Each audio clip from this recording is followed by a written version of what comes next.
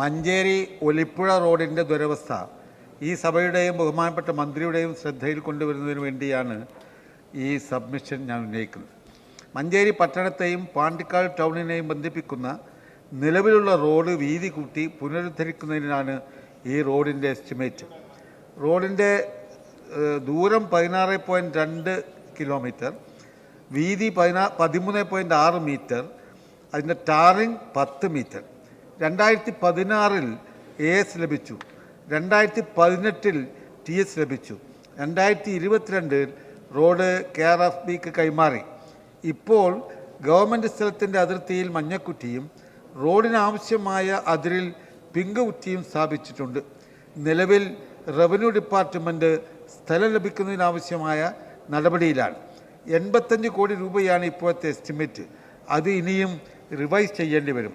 Sir, ഞാൻ MLA ആയതിനു ശേഷം പലപ്പോഴും നിയമസഭയിൽ ഈ പ്രശ്നം അവതരിപ്പിച്ചു. ബഹുമാനപ്പെട്ട മന്ത്രിയുടെ ശ്രദ്ധയിൽ കൊണ്ടുവന്നു, ചോദ്യങ്ങൾ ചോദിച്ചു. മലപ്പുറം DDC യോഗത്തിൽ നിരവധി തവണ ചർച്ച ചെയ്തു. ഞാൻ ബന്ധപ്പെട്ട ഉദ്യോഗസ്ഥന്മാരുടെ യോഗം പലതവണ വിളിച്ച് കാര്യങ്ങൾ സംസാരിച്ചു.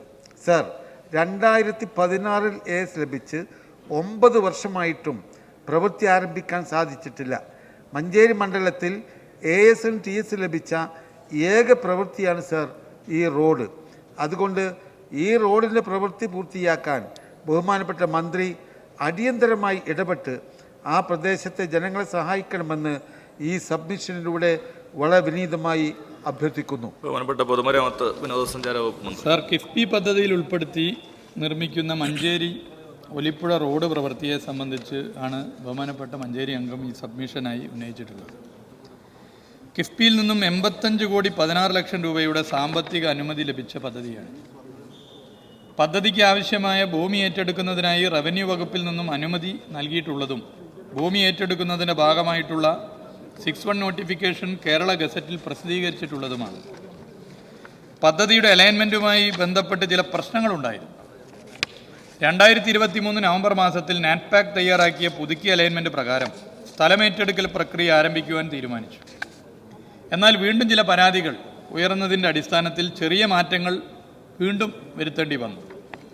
നിലവിൽ അതിർത്തി നിർണയം പൂർത്തീകരിച്ചിട്ടുണ്ട്. സ്ഥലമേറ്റെടുപ്പ് പ്രവർത്തികൾക്കായുള്ള കണ്ടിൻജൻസി തുക 37,06,000 രൂപ 12/10/2023 സ്പെഷ്യൽ തഹസിൽദാർക്ക് കൈമാറിയിട്ടുണ്ട്. LA sketch 1/4/2024 KIIFB LA തഹസിൽദാർക്ക് സമർപ്പിച്ചിട്ടുമുണ്ട്. പുതുക്കിയ അലൈൻമെൻറ്റ് പ്രകാരം അധിക സർവേ നമ്പറുകളിൽ നിന്നുകൂടി സ്ഥലം ഏറ്റെടുക്കേണ്ടതുണ്ട് എന്നുള്ളതാണ് ഒരു പ്രശ്നം.